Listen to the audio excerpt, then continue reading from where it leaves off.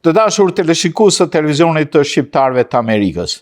Ardhja e një libri të ri në komunitet është si ardhja e një fëmije në një familje. Natyrisht ardhja e një libri të ri nga profesori, doktori Pashk Camaj, drejtues edhe sekretari i përgjithshëm i Federatës Panshqiptare Vatra, natyrisht është kënaqësi për mua si mik i tij, por është kënaqësi për të gjithë komunitetin e diasporës, sidomos për shqiptarë amerikanët me origjinë nga Maltësia. Natyrisht, libri i ri quhet Brenga. Do pyesni ju pse, këtë do ta sqaroj më vonë. Megjithatë, unë kam një supozim timin, po ja them Pashkut. Pashku me librin e tij të parë kishte hallin porosia e kullës brengën e vetes. Tashti ka brengën e shqiptarëve që kaluan periudhën aq të vështirë të komunizmit. E natyrisht, arritjet në të dy romanet, unë vlerësoj më tepër romanin e dytë, jo se i pari nuk ka cilësi e tjerë, po mendoja i pari është një autobiografi e shkruar, ka përjetime jetësore, është më tepër ditari i tij. Te ky dyti unë shoh fantazin e Pashkut, fantazin edhe stilin e të shkruarit, që ta thellojmë gjatë intervistës sonë. Zoti Pashk, mirë se erdhët. Mirë se je këtu në studion tuaj. Pra, është kënaqësi të shohim ty libra, paç edhe më shumë, tash që jam pension s'ke punë tjetër, megjithë të shohim aktivisht çdo takim të Vatrës. Në roman thuhet se liria është universale, por vetëm njeriu i ndriçuar, i iluminuar mund të ndihet i lirë. Si ne keni konceptuar këtë farë për kufizimi dhe përpara se të arrijmë tek kjo, nga mori spunto ky roman? Kënaqësit jam me ju, natyrisht jem ballë në dimër të ftohtë sot, me borë në Dëborg këtu në Michigan, por thomë se pranvera nuk është larg dhe pranvera nuk çel me një lule, dhe kur e shkrova librin e parë, thash, një libër nuk mjafton, duhet më shumë, dhe siç e thatë edhe ju me librin e parë ku shkruaj për veten, megjithëse më tepër për impaktin që kanë pas njerëzit e mi, familjarët, babai, gjyshi, rrethi ku kam jetuar, dhe kam shkruar një farë pak edhe autobiografik, por më tepër duke folur për tjerët në atë autobiografinë time. Dhe si shkrimtar, pasi tani kom hyrë në atë valle, mendova se është natyrshme të shkruaj për diçka që unë ndër vite kam lexuar, kam mësuar, kam dijen nga njerëz të afërm, veçanti këto vitet në Vatër, duke pas komunikim me njerëz që janë arratisur, që kanë ikë nga Shqipëria, vujtjet e tyre, kam pas edhe kontakte familjare me njerëz të cilët kanë vujë një golgot të jashtëzakonshme në trullin shqiptar, në tokën në shtetin shqiptar, që shikuesit tuaj shumë prej tyre edhe e dinë dhe kanë jetuar vetë. Dhe pash si nevojë të shkruaj diçka për ndjenjat e tyre. Domethënë përmes fjalës sime të shkruaj për mohin e lirisë që ata kishin, ata që nuk e kishin lirinë dhe çka do të thotë për të kërkuar një liri. Si vjen kjo fjalë, ka shkon, si vendos një familje, siç është në librin tim, të arratiset me 17-18 anëtar të familjes së zgjeruar, të kalojnë një odise të jashtëzakonshme për të arritur të një pikë ku ju mundson, jo garantuar, kur është garantuar, një pikë që ju mundson ndoshta më afër lirisë. Dhe kur të lexoni librin, natyrisht keni më pat atë rrugtim që është mjaft mirë, por njeriu human, është njeriu që kërkon lirinë, besoj që i bën hapat që ndoshta njerëzit dhe thonë si ka pas mundësi që ta marr këtë hap. Por liria, domethënë të shtyn të merrsh hapat të cilët janë shpeshherë jashtëzakonisht jo normal për ata që se kuptojnë. Domethënë të merrshëm por që njerëzit i bajnë. Pra, ky roman ka dy personazhe kryesore. Tonin Mirakaj, që është një personazh real, konkret, ka dhe një personazh imagjinar, fiktiv, Marku, shoku i tij. Ju keni treguar në intervistat që keni bërë që keni pasur dhe keni njohje me zotin Mirakaj dhe prej saj mori spunt gjithë ky roman edhe ky shkrim juaj. Tregoni si jeni njohur me të. Natyrisht Tonini është një person real, Tonin Mirakaj një njeri respektuar në komunitetin e New Yorkut, një njeri që është pothuajse 60 vite në New York. ardhur shumë i ri, gati 70 në fakt, se ka ardhur në vitet 60, më duket, do të po bën 70 vite që është në Amerikë. Dhe ai ka pas një kontribut të jashtëzakonshëm në komunitet. Dhe ndër vite jam njohur me ta nga larg, nga afër, dhe kur fillova të flasim për librin tim që ishte në dalje, ja çova një draft ta shikoj dhe i pëlqej shumë, dhe bisedimet e takimet dhe disesi e shihja në çdo bisedë që kisha me të, një farë brenge, dhe kështu titulli i librit brenge, një farë peshe, një farë diçka që e bante në shpirt, në zemër, dhe nuk kishte liri ta thonte, por disesi do të më rrëfej mua, sepse disesi kriju me një miqësi të veçantë. Dhe ajo ishte se, natyrisht sikurse shumë shqiptarë që kanë janë braktisur nga vendlindja, kanë një farë fajt për ata që kanë mbetë. Vujtjet e atyre që kanë mbetë Shqipëri kanë qenë evidente, natyrisht, njerëzit kanë jetuar në tmerr të paimagjinueshëm për shumë ne, por këta që kanë fituar lirinë e bajnë pyetje vetes, e bajnë pyetje në rastin konkret, unë fitova lirinë, po liria ime kushtoi dikujt burgun. Dhe duke parë jetën e tij, duke biseduar ndërkohë me ta, duke filluar si të konceptoj një libër, unë e mora të drejtën nga ai, natyrisht që ta përdorja jetën e tij si një storyline për një golgot ikjesh, një tmerr që kanë jetuar shqiptarët për të ardhur në liri, pra për kalimin e jashtëzakonshëm, përmes malesh, përmes 2-3 shtetesh, kam disa ditë, disa net, do ta shikoni, do ta shihni me sy kur të lexoni. Dhe më dështa krijoj atë personin për të cilin ky e kishte breng. Ai person nuk është real, natyrisht, është krijesa imja, por desha t'i jap një farë përftyrimi, një pasqyrim ose një reflektim asaj se çka ndodh në Shqipëri me ata që mbetet. Jo ky që iku doli, fitoi lirinë, por çka ndodhi me ata që mbetet. Personi Tonini ka një shok që i ka pasur këtë breng, apo e ka pasur në përgjithësi si ndjenjë? Në përgjithësi ka pas antarë të familjes që kanë vujt. Por unë nuk kam përdor antarë familjes, por e kam krijuar një shok. Në fakt Tonini tani e beson se ai shoku është real. E beson se Marku im që unë e kam krijuar është real. Po kjo tregon fuqinë artistike të veprës. Pak shaka, por natyrisht Marku është krijesa ime në tërësi. Po e kuptoj, dhe është interesant ky roman, nga pikpamja artistike është ndërtuar mbi 2 jetë paralele.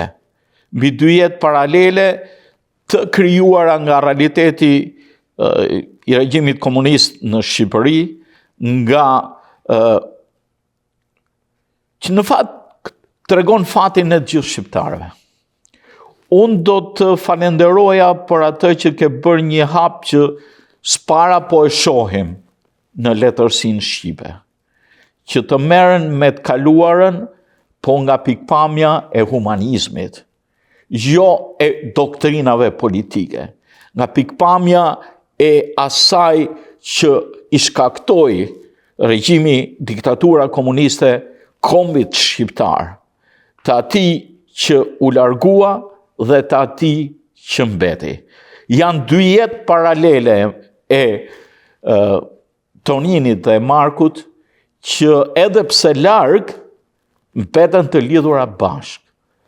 Diçka më tej për subjektin e romanit për teleshikuesit.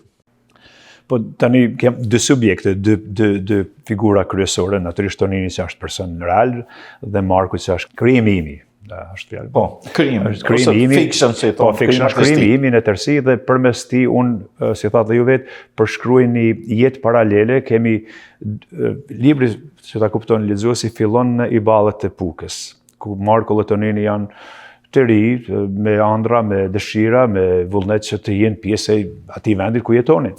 Por fati i liellës, fati se rreziku i bën që një natë para se Tonini arratisë, këta të janë së bashku.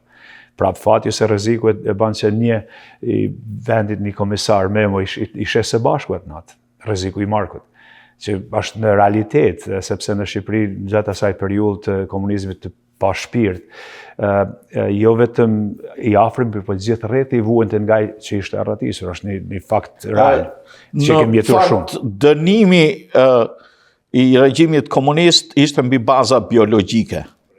Nuk ishte thjesht mbi baza që personi ka kryer krimin, por të dënoj farefisi i tij, kushuriri i parë, i dytë, i tretë dhe gjithë farefesnia. Kjo është shkalla më e egër e diktaturës. Dhe unë unë të përgëzoj, sepse ti ke hyrë në detaje, në fakt pa i përjetuar. Se shpesher shkrimtarët që shkruajnë, ose unë që kam jetuar atë realitet, e kam parasysh realitetin, po ta imagjinosh këtë, edhe artistikisht është vlerë dhe unë të përgëzoj për këtë, është një roman me të vërtet për të lexuar. Unë kisha filluar të lexoja para disa ditësh, por e kam përfunduar mbrëm deri në orën 2. Po ju them në konfidencë, sepse do desha të isha i përgatitur me pashkun këtu, po jo vetëm për atë, por edhe se më të roqi. Më të roqi, romani, në fakt, nuk ka fort action, si që thoshin aty, ka përjetim. Po ky përjetim kur është i vërtet, kur është i ndjerë, kur është human, ku ka empathi, ka dhe vlera. Folet për action, unë kam, Marku i kalon 28 vite në burgjet Burrelit Spaçit. Dhe unë mendoj se një ditë në Burrelit ose në Spaç mund të dalë një roman. Po. Është pa dyshim. Por unë kom pas nevojë që nga këndvështrimi i humanizmit dhe që ta përshkruaj një jetë, do mund të flasim për një ditë, se thash, për një ditë të tmerrshme në Burrel ose Spaç. Por i përjetoj unë që kur s'kam qenë aty, një kohë, një periudhë që ai e kalon dhe i zjelli me qëllim disa pika jashtëzakonshme që ndodhen aty, vujtje të jashtëzakonshme shpirtërore. Ato vujtje kalimi nga Spaçi në Burrel, edhe nga ajo shpirtërore, sepse nga ky tmerr që përjeton Marku, ai vën në dyshim, është krejt normale edhe ekzistencën e Zotit. Pse më ka dënuar Zoti me këtë mëkat? Çka kom bërë? Prandaj ti sjell një personazh aty, Petron. Për ata Petron, i cili është e sjell prift ortodoks qëllimisht për të treguar që nuk ishte punë fetare katolike, por ishte puna e besimit e vërtet tek Zoti, tek shpresa. Dhe mallështia e Zotit dhe në ato tmerret e pa imagjinueshme për lexuesin, për ne. Aty dominon shpresa se ka diçka, një gjelbrim, një diçka që del të jep dhe përmendet më parë. Libri nuk ka as pak të bëjë me revanshizmin, me marrin, sepse më kanë katnuar tash, më kanë damtuar, do të marr gjak, do të revanshoj. Jo, nuk ka. As pak, nuk është kjo. Esenca është librit është që të flasim për një breng, që si kom, që të thomë në Amerikë, the truth sets you free, dhe më thonë e vërteta të liron. Dhe kjo është një breng që ne e majmë si kom, si popull, kem pa shojmë dhe sot fatkesisht, por kjo romani ka të bëjë për ata të tregojmë vërtetën, mos shmangim nga vërteta, sepse vërteta është e nevojshme të thohet. Të dim se kush ka shkaktuar dhe çka ka shkaktuar, por jo si revanshizëm, jo si është ky baba i atij, djali i atij, familja e këtij, por të jem në një farë mënyrë që të mësojmë nga kaluara, të lam anash dhe të shikojmë përpara, sepse duke shikuar mrapa gjithmonë, vetëm sikurse një varr që kemi tu ngacmuar, tu lënduar akoma se shërohet.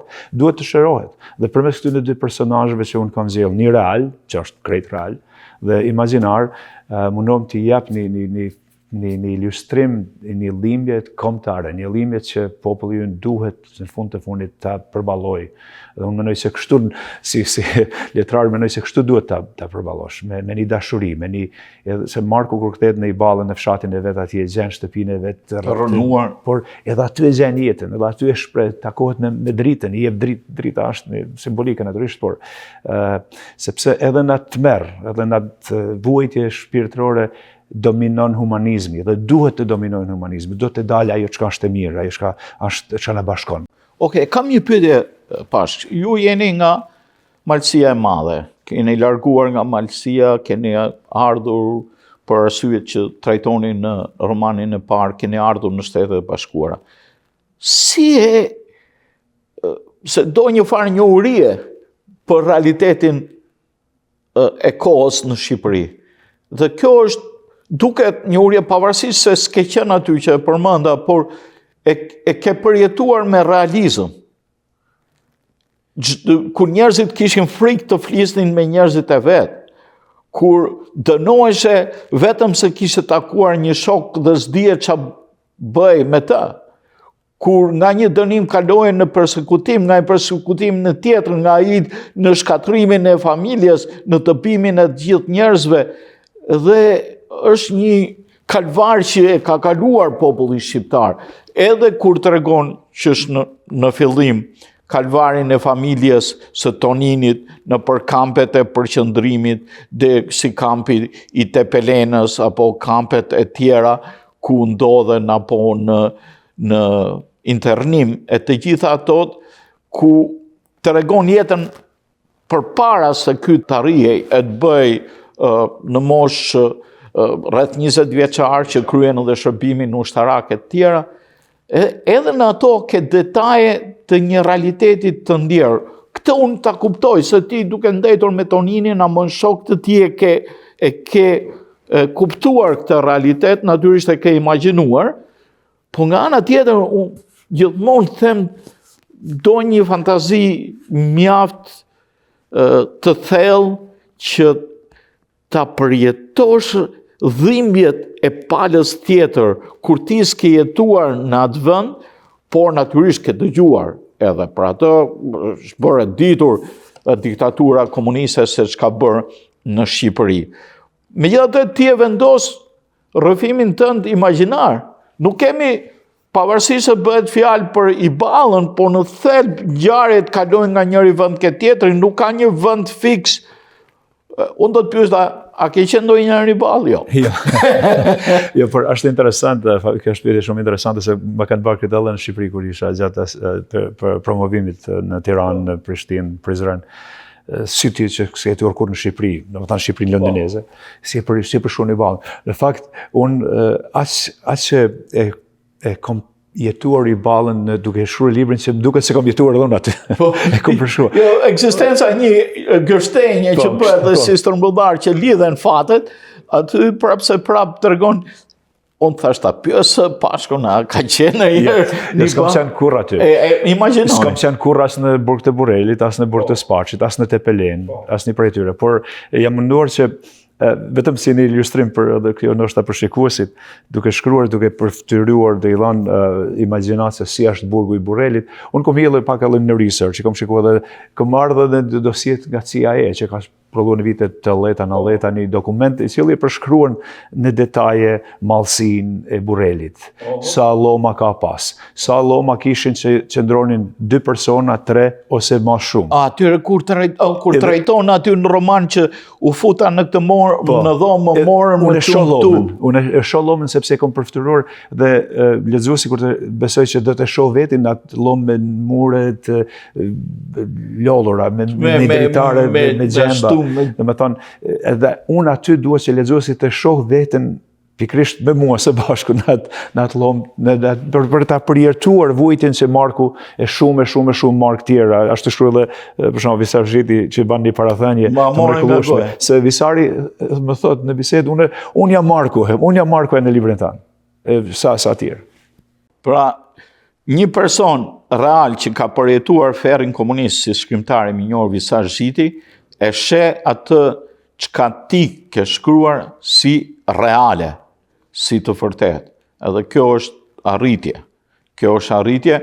Unë uroj që me që historia e komunizmit shqiptar ende nuk është shkruar si duhet, as nga historianët, as nga shkrimtarët, aq më keq nga politikanët, a shihni brengën si një akt korrigjues ndaj kësaj mungese morale të një trajtimi dinjitoz ndaj të shkuarës. Se ende sot në Shqipëri ka idhtarë të enverojshës. Vërtet.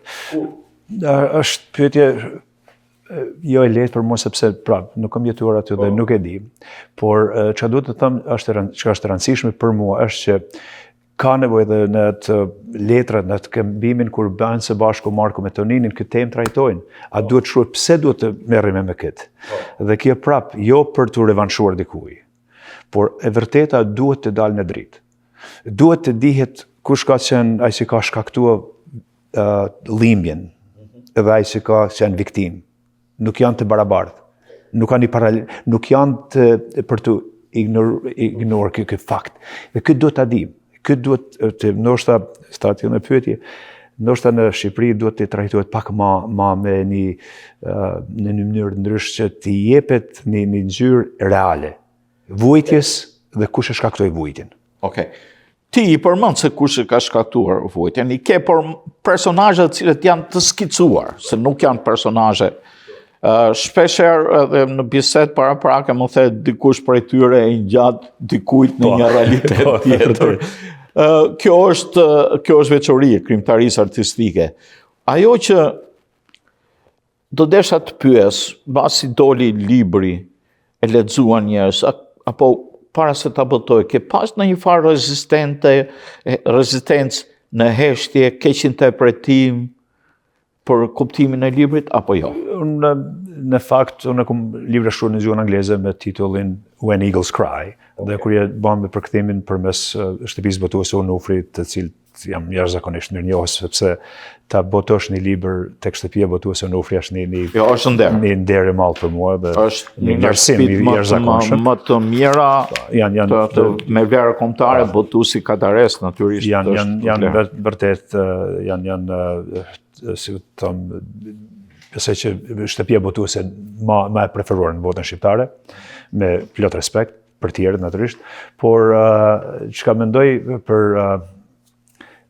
kur e konceptova librin dhe fola me disa miq të mi, të gjithë kanë atë, po mos po lëndon kënd, mos e kishin mendim, mos po ofrojnë në një tezë për hakmarrje, për këtë, për atë. Unë e kom pas qartë se nuk është qëllimi i librit kjo dhe nuk e trajtoj as pak këtë temë.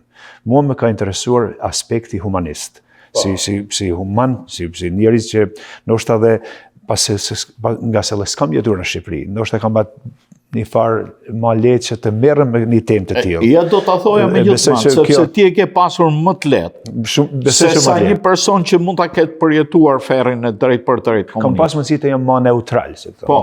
Ndaj fenomeneve të asaj kohe. Po natyrisht një shoqëri distopike ku gjithçka përgjohet, kur në çdo hap të ndjekin me faj dhe pa faj. Faj pa faj. Marku, që të din lexuesi, Marku s'ka pa as edhe një faj. Ai në fakt shpjegoja pak shumë me dy fjalë historinë pse ndodh përshkutimi. Marku Tonini kthehet nga Austria, 21 vjeçar. Pinjoll të familjes Mirakaj. Kushëri i tyre ishte Kolbi Mirakaj, që ishte ministër në kohën e fashizmit, kohën e Zogut dhe Italisë. Dhe ai natyrisht ata përdjekën pasi komunistët fituan. Dhe jeta e këtyre u shndrua u bë ferr e gjithë Mirakajve, pa dyshim cilë. Emri kam një kapitull emri që me zinxhir se Lio. Dhe Tonini, Tonini kishte ëndra që të realizohet jetë në Shqipëri. Kishte kryer një shkollë të mesme, kishte kryer ushtrinë, kishte një farë dikush që kishte thënë mund të bëhesh mësues. Po, jo kishin ofruar si mësues, do ishte në rregull. Por babai e dinte realitetin, ishte më i pjekur, ashtu Tonini 20 vjeçar dhe nuk e dinte realitetin. Dhe në fakt ishte babai i tij, Zefi, i cili e planifikojnë gjithë, sepse ai ishte i përdjekur, kishte rënë në burg 2-3 herë, ishte domethënë e kuptonte shumë mirë rrezikun që kanose nga Partia Komuniste asaj kohe, dhe vendosen të ikën, kishin shumë shqiptarë që kishin ikën atë kohë. Dhe atë natë para se ikën, Tonini kishte shokun këtë imagjinar që unë e krijoj, Markun, që e ban brengën, dhe shkon tek shtëpia e tij të përshëndetet me ta, pa i treguar se do me ikë, por duke shkuar mendon ata pyes të vinë me mua. Ti tregoj jem të karratisim apo vjen me mua. Por duke shkuar aty në krye, zëri i babës i kishte thënë mos i trego, mos i fol as mureve, se su besohem as mureve, sepse një fjalë e vogël na prish gjithë planin. Dhe kur shkon ai aty, don me pyet, por një dialog që bajnë së bashku jep me besuar se Marku nuk donte të rratisej, sepse kishte babën e nanën, ishte i vetë fëmijë dhe ishte e pa nevojshme me pyet se ai s'do rratisej. Dhe Tonini nuk e pyet kurrë, apo vjen me mua të ikim. Që ti lënte idenë. Ti lënte idenë. Dhe Marku as nuk dinte se Tonini çfarë po bën. Domethënë, s'ka as pak faj, as nuk kishte as pak as një pjesë asaj. Marku shkon në punë të vet, ai fal përshëndetën, Tonini nesër mbrëmje është me familjen Siç ka ndodhur, kemi edhe familje tjera. Ndërsa Marku mbetet aty. Tash ti fati e rrezikut tyre atë natë kur dalin të bashkë me përshëndesja shtradita shqiptare. Një komisar Memo aty në fshat i Ballës ishte së bashku. Që ka ndodhur, domethënë është dhe tash ti kur ik Tonini vërsulin mbi Markun, sepse ti ke qenë me ta, ti sigurisht ke lidhje me diversantët, me terrenistët, ke lidhje me Vatikanin, me këtë, me atë, dhe të marrojnë. Babën e nanën e Markut i marrën i qojnë i vrasin, përshkruet, nuk e shpërshkruet vrasin, por do më thajtë marrojnë. Marku ik, sepse baba i thot baba, nëse ke nevojë ik atje ku qajnë shqiponjat. Është për ata ka libri në shpreja, sepse atje është zhurma që banë shqiponjat për me tregu se po janë aty tek ajo kasollja e gjyshit. Po, tek kasollja e gjyshit, në përbiesh atje në mërtur, dhe atje ik se ndoshta komunistë s'kan me të bezdis atje. Keme humë. Kalon kjo rëmuj një muaj edhe së përdjekim. Por Shqipërisë ndodhi ashtu. E gjejnë Marku në 3-4 muaj më vonë në atë kasolle, në Puk. Dhe ashtaj ikja tashe Markut sepse se si Marku mundohet të mbjetojnë tani. Ka të vdesë ose të mbjetojnë. Për e nëzanë, e kapin, e kthejnë në Puk fillimisht, pastaj e qojnë në Spaç, pastaj në Burrel dhe këtu i kalon këto. Të gjithë përshkrimi torturave, këtë kemi lexuar në shtypin shqiptar memorie, sidomos një sajt memorie.al që jep rastet. Shumë sa do vetëm në gjë, kam lexuar shumë nga jo, por kam lexuar edhe librin e Atzef Plumit që përshkruan në detaje të mërshme çka ka ndodhur, çfarë ka ndodhur aty. Do kam ata si një farë si një kuptim se çfarë ka ndodhur. Edhe duke fol me njerëz në vite, por jam mundur që të jap esencë, të jap jetë Markut në burg, si t'jap shpresë Markut në burg. Se edhe pse 28 vite vujti të merrin e Golgotën e burgjeve shqiptare, në fund të fundit dominon ajo e mira që del nga shpirti, nga besimi se diçka është më e mirë.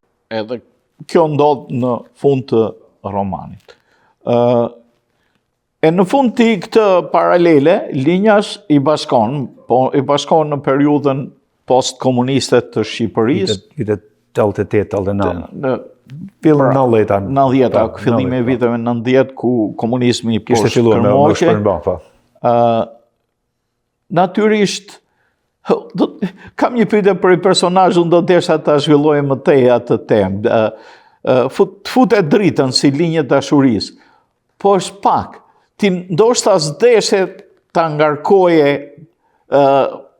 subjektin e romanit me një linjë tjetër, sepse kishe qëllimin e dy linjave kryesore, por unë do desha që kishe diçka më tepër, ndoshta një roman tjetër. Ndoshta se të shpjegonte fundin e lumtur në fund. Unë prap thash edhe më parë unë kam pas mundësi që ta marr një ditë të vetëm të dritës dhe Markut do ta krijoj një roman nga ajo pjesë. Por mua më ka interesuar të jetë drita për disa arsye. Një të jap se ka një dashuri që ekziston. Ekziston një shpresë. Një shpresë edhe aty në fshat që këta Markun e marrin nga i Balla, e çojnë 28 vite kur kthehet mbrapa, pikërisht aty në atë fshat e zgjan shpresën, ringjalljen, jetën në një vend ku shpresa s'kishte të drejtë të jetonte, se e kishin mbytur shpresën, e kishin mbytur me vite tortura në përburgjet e paimagjinuara. Dhe këto kur kthehet në i Ballë, disesi aty banë së bashku. Do të thënë, libri ka dy jetë paralele. Fillon në i Ballë, njëri shkon në drejtim të lirisë Tonini, në kërkim të Amerikës që e gjen, tjetri fatkesisht do të ikë nga komunistët që civilizon, dhe tash njëri rrugtimet e tij për drejtim të Amerikës, ndërsa ky në burgjet e Burrelit, Spaçit, pastaj banë së bashku përsëri në i Ballë të Pukës. Natyrisht, edhe tregimi i rrugtimit jetësor të Toninit është tregon aspektet veçanta që nuk janë trajtuar në letërsinë shqiptare, paktën nëse di unë ose kam lexuar, të arratisjes, që dhe arratisja nuk ishte aq e lehtë sepse kalonin në troje të Jugosllavisë, vuajtjet që kanë hequr në Prishtinë, në zonën ku çoheshin, në Kosovë, vuajtjet në Kroaci, vuajt më pak kur kalojnë në Itali. Po në këtë, kjo është më thallë Flamurgashi, ambasadori, se kishte lexuar më bën një koment ku isha në Tiranë, sepse ai tha e ke përshkruar një gjë që nuk ti ekziston në literaturë, sepse ikja e shqiptarëve nga tmerri i komunizmit për të shpëtuar tek sllavet, merrem me çfarë paradoksi, do të ikim të serbët me na shpëtuar. Dhe kjo jetë kalimi i këtyre, për shembull Tonini që përshkruaj, ata kanë kaluar edhe aty një Golgotë të veçantë, sepse të shtypur, të nënçmuar, të nënvlerësuar, në padi, çdo lëvizje që bëhej, mendonin mos po na kthejnë mbrapa tek Shqipëri. Sepse kishte ndodhur. Po kishte ndodhur me këtë i friksonin. Se nëse ju nuk bëni çka ju thonë na dhe dela e termi terrenista që është praktikuar edhe në Jugosllavinë atë kohë. Nuk e di atë tu dëgjoj. Po e keni dhënë ai termi sepse këta njerëz da pa da u vej si kusht, nëse ju nuk bëni çka ju thonë, ju kthejmë mbrapa. Dhe Jugoslavia e tërshme, që të dim sepse nuk e bënin këta nga mirësia dhe se na donin ne. Merrshin fonde, ai ishte një source ekonomike për shtetin Jugosllav atë kohë. Merrshin parë nga gjithë ne për gjëra se po i mbaj emigrantët, refugjatët. Dhe ata ndoshta $1 që merrnin nga ku do i merrnin, shpenzoshin 20 centa në refugjat, tjerat i përdornin për vete. Dhe ky këndveshtrim i tmerrit që përjetojnë këta shqiptarë që ikin nga Shqipëria në përmes Kosovës, përmes Kroacisë dhe dalin në Itali, dhe aty në Itali fillon shikimi i perëndimit, aty ndryshojnë gjërat. Por mua më ka interesuar ai rrugtim. Unë me Toninin e përfundoj romanin, pjesën e Toninin marrë në First Avenue, New York, si djalë i ri. Aty domethënë ka bëjë shumë gjëra në Amerikë, por aty më intereson ai rrugtimi i tij. Rrugtimi dhe ajo lidhet, është brenga që i lidh të dy. Brenga që i lidh në moshë të rritur kur janë ata të plesë, po thuaj të dy, si Tonini si Marku, kanë nevojë që të heqin këtë breng. Tonini ka nevojë për të thotë Marku të më falë se liria ime të ka kushtuar ty 28 vjet burg. Ndërsa Marku e ka nevojë të thonë Toninit, në fakt ai është ai që fillon komunikimin me Markun, me Toninin me një letër, Tonin të kam urryer, të kam fajsuar në ditët e të mërshme të mia, ti ke qenë faj. Ty të kam pasi si arsyes për vujtjet e mia. Por ndërkohë, mendimin e Petros, priftit ortodoks, e kom kuptuar se si kanë ti ai që është dashur të më urryej. Dhe për këtë urrëti që kam pas ndaj teje, duhet e kam brenkët. Se kam urryer dikant që s'është dashur të urrej. Si s'ma ke bati faj, ti ke kërkuar vetëm liri. Në fakt, brenga është e dy anshme. Po, absolutisht është e dy Kjo anshme. je fuqinë romanit. Po, brenga është e të dyve. Sa është e Markut, as është e Toninit. Sa është e atij që ka fituar lirin, po as edhe atij që e ka urryer lirin që ka fituar lirin, duke menduar se shkaku i dhimbjeve të tij është ikja e tij.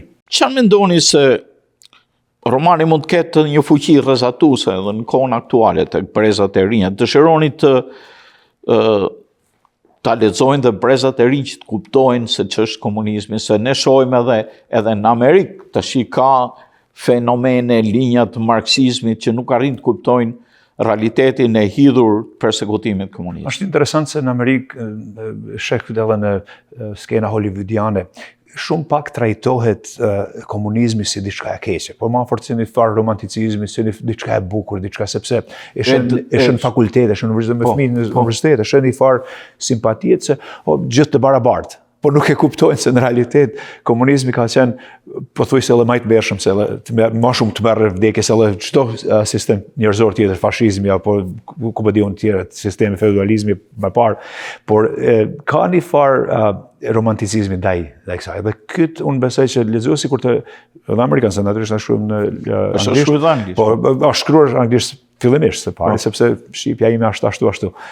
Por është e nevojshme të lexojnë, të shohin nga afër se çfarë të merri ka shkaktuar ky sistem që shumë nuk e dinë. Dhe pikërisht kjo është, unë isha në Prizren me studenta në Kosovë dhe ata kanë dëgjuar deri 20 vjeçar, 18, nuk e kanë jetuar këtë tmerr. Dhe nuk ke ide se sa impakt ka një libër i tillë në konsciencën e ta kuptojnë se çfarë ka ndodhur. Çka është më e rëndësishme, jo të mësojmë vetëm se çka ka ndodhur, që mos ta lëmë të përsëritet. Kjo është një dukuri që s'duhet të lejo të përsëritet. Dhe duke shkruar për to, i japim jetë atyre që s'kan pas mundësi të tregojnë historinë e tyre, tregimet e veta, dhe kjo është besoj një vlerë e librit, që të bashkoj të jap jetë atyre të cilit s'kan pas kur aftësi, mundësi të shkruajnë as të jetojnë. E ndjeni ju këtë si një mision moral që t'i shërbej ndërtimit të një shoqërie të mirëfillt shqiptare? Kjo është esenca e librit. Unë përfundoj me atë në mënyrë hollywoodiane që banë së bashku, se fillon jeta përsëri një balle, ku banë Marku me dritën përsëri. Por arsyeja është që prapë cekalla më parë të flitet për dhimbjet, për ato që kanë shkaktuar një dhimbje të jashtëzakonshme në popullin shqiptar, të flitet pa rezerva, pa një farë brenget se po shkaktoi, por ta kem të qartë, kjo është për të bëhet një dialog i mirëfillt, të dihet kush e shkaktoi dhe pse shkaktoi, dhe të japim të vëmë në histori, për të historitë mirëfillt, por jo ta përdorim si një arsye për të damtuar dikën tjetër, por si një mësim, si një leksion historik për kombin tonë që të ecim përpara, dhe të na lësojnë këtë brengën që kemi të gjithë së bashku, brengën kolektive. Në këtë mes unë kam një pyetje, e shihni romanin si një roman shpresë për të ardhmen apo i peshës së fatit që ka rënduar mbi jetët e shqiptarëve në vite? Shumë si kombinimit të dyja, për më së tepër më shoh si një mundësi e shpresë, të gjejmë duke parafrazuar dhe thanjet e Nën Terezës, shtet Nën Terezës, të gjejmë të mirën edhe aty ku nuk ka ndoshta shpresë, të gjejmë dritën aty ku duket terr. Në Shqipëri kem pas një vujt i jashtëzakonshme nga sistemi komunist i asaj kohe, dhe nuk është që ka ndodhur para 1000 vitesh, ka ndodhur para 20, 30, 40 vitesh. Dhe duhet ta trajtojmë në mënyrë që të japim një reflektim të vërtetës, jo me se shumë me arsyetojnë, shumë vende ndëgjojnë edhe sot fatkeqësisht ndonjë njerëz pas ka pa drejt sistemi komunist se ka bërë këtë, sepse e relativizojnë me diçka që ndodh një ditë, pse ndoshta një krim që ka ndodhur. Do thonë këto janë gjëra të tmerrshme që duhet si shoqëri të mësojnë. Pyetja e fundit në lidhje me këtë, pastaj do të pyes për promovimin e librit. A ndjeni i çliruar nga kjo breng, apo vazhdon brenga, apo do të kemi ne breng tjetër? Unë besoj, kjo libri është për të çliruar personazhet e mia, si Toninin, si Markun, nga brengat që i bajnë, dhe përmes këtyre dy personazheve brengën kolektive që kanë jetuar shqiptarët fatkeqësisht në vendin e vet. Dhe natyrisht është vetëm si mesazh për të mundësuar njerëzve të largojnë atë faj, atë breng, atë sens që mbajnë në jetën e vet, në shpirtin e vet, që mos t'jetë brenga ajo që definon nesërmen, të jenë brengat të kaluarës, të vënë në histori, të trajtojnë si kërkon historia në mënyrë të drejtë, por mos të jenë ato gjërat të cilat e definojnë të ardhmen tonë. Unë do të vlerësoja dhe për stilin e të shkruarit. Do më thënë, ky roman zhbërthen individën, njerëzit nga pikpamja e brendshme, nga pikpamja humane, nga ndjenjat e tyre. Nuk ka rëndësi fort, sikur se thash, konflikti, se konflikti është i qartë, nuk ka rëndësi rrjedha e veprimit, është mendimi, vlerësimi, kjo e bën romanin edhe filozofik, edhe humanist, që përdoren fjalën shpesh, por jep romanit edhe një vlerë të madhe domethënëse në kuptimin edhe të lirisë së njeriut, që ekzistenca, aspirata për lirinë, për të mirën, është ajo që çon shoqërinë përpara. Në vazhdim, zoti Pash, do të pyesja si është pritur romani, për shembull, ju keni pasur 3 promovime me sa ditëri tani. Një shumë pozitiv mu në zemër të Akademisë së Shkencave Shqiptare, 2 në Kosovë, 1 në Prishtinë edhe 1 në Prizren me studentët. Unë doqa disa kronika të kësaj me studentët, ose ku kishe kronikat tjera të këtyre ngjarjeve. Si është pritur romani nga shkrimtar, kasetar, kritik letrar? Unë, natyrisht, promovimet vetëm kanë filluar dhe I patëm, si thatë vetë, në Tiranë, në Prishtinë dhe në Prizren. Pak të ndaluar, ndryshe, më thonë, kjo në Prizren ishte diçka unike, sepse ishte me studentë që kishin lezuar romanin paraprakisht e kishin pasi një detyrë shkollore që të bani bisedë, sepse ishin studentat e letërsisë, të gjuhës, domethënë njerëz që ndoshta nesër shkruajnë vetë. Dhe kom pas jashtëzakonisht një numër se tash jam në rrethin e shkrimtarëve, nuk më ne besoj këtë, por po e them, dhe kom pas një reagim prej njerëzve të cilët shkruajnë për ditë, siç është Namik Dokle, siç janë shkrimtarë tjerë pavarësisht se do të marr emra, por që kanë pas një reagim jashtëzakonisht të mirë dhe pozitiv pikrisht për këtë temën që që folët dhe ju, se si një njeri që s'ka jetuar kur në Shqipëri, se ka jetuar këtë sisteme për shkruar kaq afër, me kaq detaje, me kaq imësi, me kaq hollësi, një gjatë që se ka jetuar kur. Ndoshta aty është vlera e shkrimit, por besoj që libri, kur të vlerësojnë njerëzit që janë të penës, që shkruajnë për ditë, disesi të japin një vlerësim të veçantë, e njihet se pas ke bërë diçka të mirë. Dhe besoj që librin, kur të lexojnë ata të cilë ndoshta lexuesit, shikuesit tuaj do të marrin, besoj që do të jetojnë në njëjtën mënyrë, dhe shohin të njëjtën gjë që unë dua ta shohin përmes librit tim. Besoj do të jetë sidomos në moshat të cilët kanë kaluar nëpërmjet kalvarit të regjimit komunist. Unë edhe një herë të uroj që ishte I pranishëm në studio që ndave me ne këtë libër, brengën tënde, tani brenga jote ushua. Lexuesi e ka parapëlqyer, unë që kam lexuar me një frymë, siç e thon, të vlerësoj shumë për stilin narrativ, për mënyrën e pasqyrimit të personazheve, për dialogun e thukët, por me domethënie dhe për rezonancën që krijon tek lexuesi.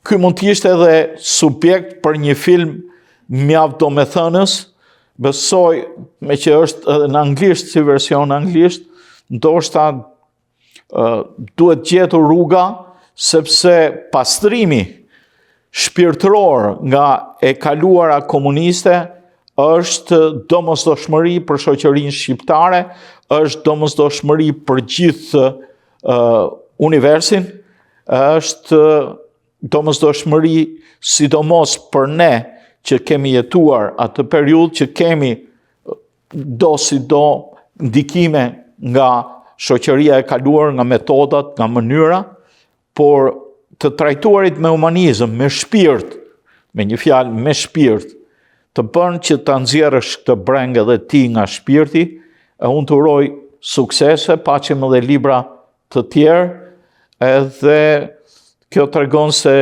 pavarësisht se nga një punë jam pension, ke gjetë një punë tjetër, për të qenë sa më afër si intelektual me njerëzit, ashtu si që edhe në punën në shoqatën panshqiptare amerikane Vatra, si sekretari kudo gjendur në çdo aktivitet të shohim, unë të uroj edhe një herë në emër të teleshikuesve, edhe në emrin tim personal, si miki juaj, suksese. Ju faleminderit.